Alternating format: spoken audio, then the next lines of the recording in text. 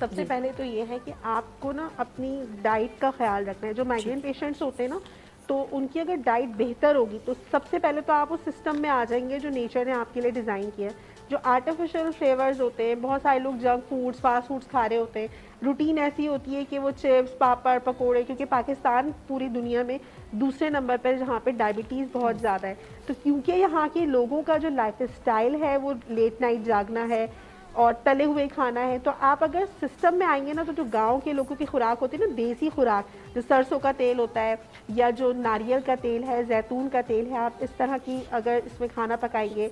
अपनी डाइट में आप कोल्ड ड्रिंक्स हैं, कैफीन है, चाय कॉफ़ी है, इसका इस्तेमाल कम करेंगे और डिहाइड्रेटेड नहीं रखेंगे अपने आप को, पानी का इस्तेमाल ज़्यादा करेंगे, तो ये आप नेचर के करीब होते जाएंगे। जितना आप नेचर के करीब होंगे ना, तो जो आपकी जितनी जिस समय बीमारियां हैं वो कम से कम होंगी। तो माइग्रेन भी उसी में से एक है। सिस्टम में रहें, स्केड्यूल अपना प्रॉपर मेंटेन बनाकर रखें, तो आप बहुत हद तक इन चीज़ों से बच सकते हैं। Good good. Doctor Tariq Mahmood, director Geo life hospital, बहुत शुक्रिया सर आपका आने का।